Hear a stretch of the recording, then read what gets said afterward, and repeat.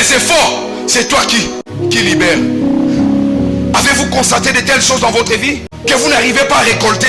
Pour d'autres personnes, c'est aussi les résultats moindres. Votre récolte, on la change. Nous avons tous vu dans la Bible ici que Laban, plus de 10 fois, a changé les salaires de Jacob.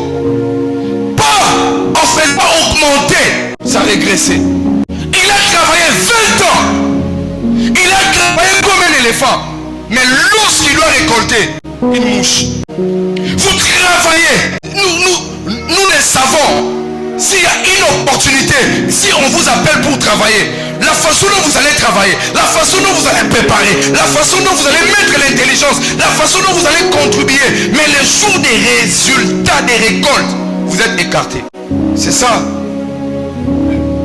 ce qui nous arrive lorsque nous ne voulons pas prendre au sérieux les ennemis de notre moisson. Je n'ai pas attendre un bon amen. Alléluia. Écoutez, frères et sœurs, les ennemis de votre moisson sont ceux qui vous laissent travailler, mais qui vous empêchent de jouir de la récompense de votre travail. Alléluia. Nous avons lu tous dans la Bible, dans Juge chapitre 6, un long texte. La Bible nous montre clairement comment Israël est en train de périr, de souffrir. Israël est devenu délabré. Israël est devenu malheureux. Israël ne peut pas être heureux. Simplement parce que les ennemis de la moisson de ces peuples avaient l'habitude de venir prendre la récolte. Et dans le texte, la Bible nous montre clairement que Madian, il montait avec tous les peuples et les animaux. Il créait un campement à côté de la sémence du peuple d'Israël. Pour quel but? Pour attendre le moment de la récolte. Madian ne récolte pas ce que Israël sème. Madian détruit ce que Israël doit récolter.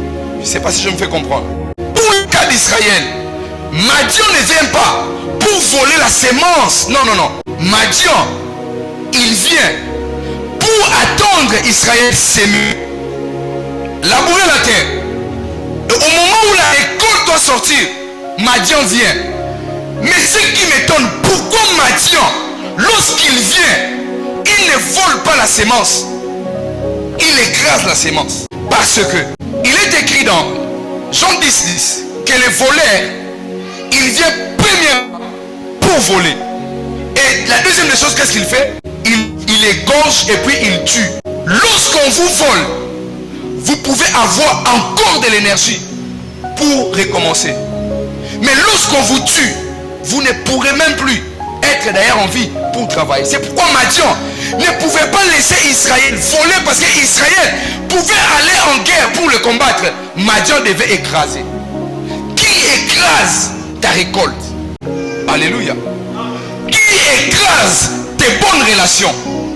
Qui écrase tes belles opportunités? Qui écrase tes projets de finances? Qui? Tu dois le trouver et tu dois en finir avec lui. Je peux entendre bon amen. Madian, venez humainement pour Israël. Ce que vous devez retenir, lorsque Madian venait pour écraser la récolte, Madian venait humainement, il venait avec un corps. Israël voyait Madian. Et nous, est-ce qu'on voit nos ennemis? Israël avait un ennemi visible. Il voyait Madian, comment il montait pour détruire sa sémence. Mais nous ne les voyons pas. Le bas simananga moto. Le bas moto. Etumba. Ba ona monaka. Na ba ona monaka te. Ba ona yebi. Na ba ona yebi te. Ba ngonyoso. O bazana sima. Ya koyiba ba bien nanga. Basika. Basika. Basika. Au nom